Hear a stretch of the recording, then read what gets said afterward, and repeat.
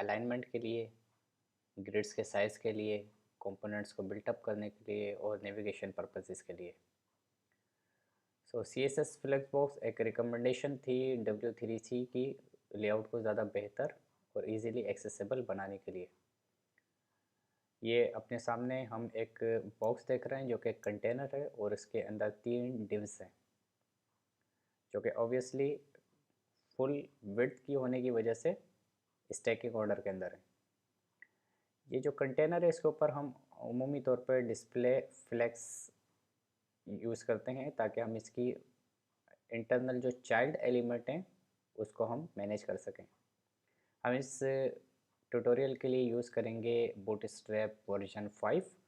सो ये CSS के ज़रिए कैसे होता है इसके ऊपर हम बात नहीं कर रहे बल्कि हम डायरेक्टली बूटस्ट्रैप की क्लासेस यहाँ पर अप्लाई करेंगे और राइट हैंड साइड पर ये इंस्पेक्टर के ज़रिए हम देख सकते हैं कि चीज़ें किस तरीके से काम कर रही हैं।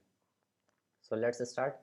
ये जो बैकग्राउंड के ऊपर आप ग्रे बॉक्स देख रहे हैं ये ग्रे बॉक्स यहाँ से मैनेज हो रहा है।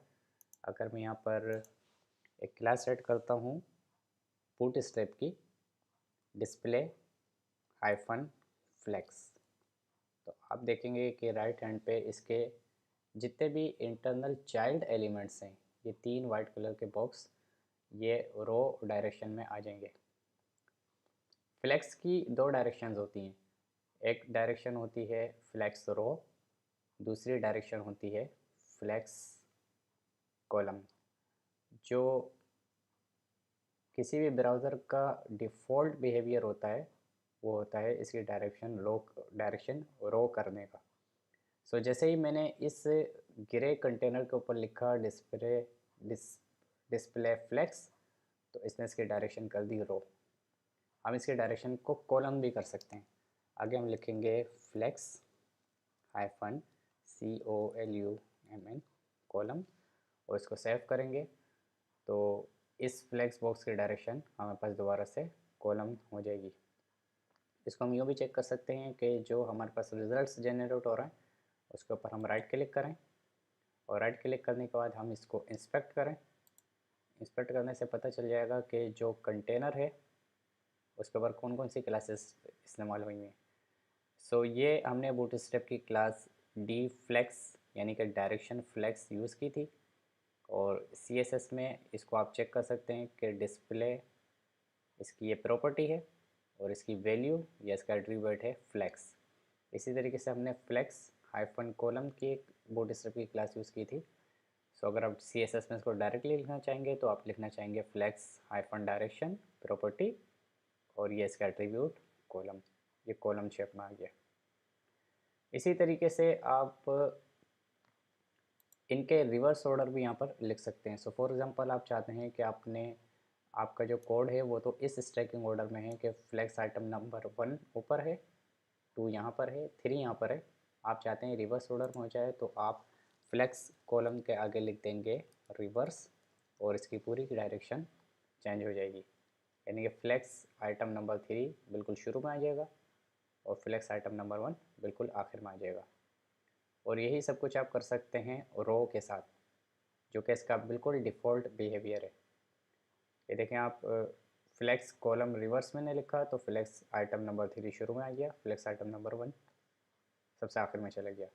अगर मैं ये इसके डायरेक्शन के ऊपर अभी बात ना करूं बल्कि मैं डिस्प्ले फ्लेक्स की क्लास यूज़ करूं बूटस्ट्रैप बेस्ड तो आप देख रहे हैं कि वो डिस्प्ले फ्लेक्स रो वाला बिहेवियर यहाँ पर बाय डिफ़ॉल्ट आपको शो करा देगा, जिसमें लेफ्ट हैंड पे फ्लेक्स 1 फ्लेक्स 2 फ्लेक्स 3 आएगा। अगर यहाँ पर भी मैं रो में डायरेक्शन इसकी चेंज करना चाहता हूँ तो मैं लिखूँगा यहाँ पर फ्लेक्स हाइफन रो हाइफन रिवर्स। तो इस तरीके से हम स्टैकिंग ऑर्डर चेंज कर सकते हैं किसी भी रो का या लेआउट का जहाँ के आप कहीं पर भी हम चाहें।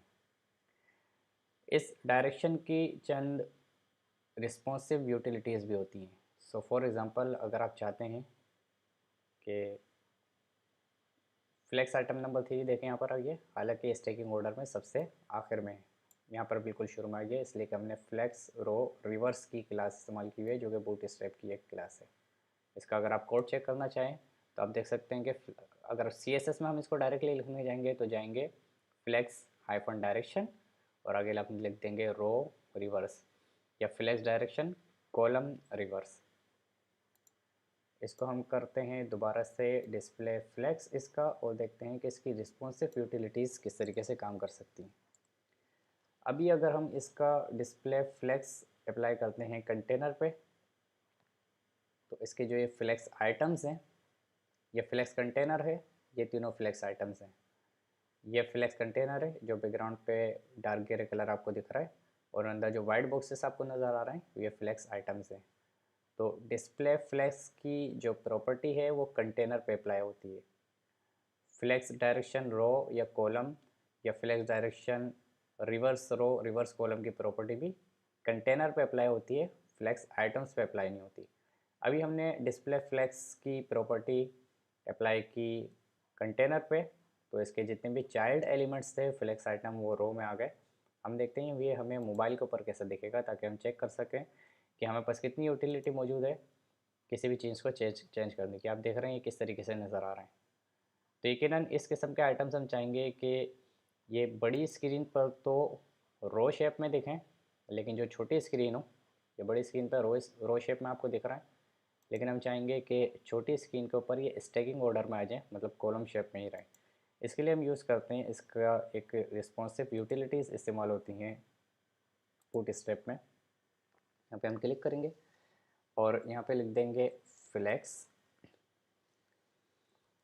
रो, ये चूँकि डिफ़ॉल्ट बिहेवियर है, और फ्लेक्स के बाद हम लिख देंगे -SM। ये क्या करेगा कि डिस्प्ले फ्लेक्स इस्तेमाल करेगा हर जगह पर, और डिस्प्ले फ्लेक्स की प्रॉपर्टी रो कर देगा सिर्फ ये SM वाले कॉलम के ऊपर। सो अगर फॉर एग्जांपल मैं इसको करता हूँ सेव, और सेव करने के बाद मैं इसका रिस्पॉन्सिव बिहेवियर भी चेक करता हूँ, तो वहाँ पर वो थोड़ा सा आपको डिफरेंट नज़र आएगा। हम खोलते हैं अपना रिस्पॉन्सिव व्यूअर, इसको अप्लाई करने के बाद इसको करते हैं रिफ़्रेश।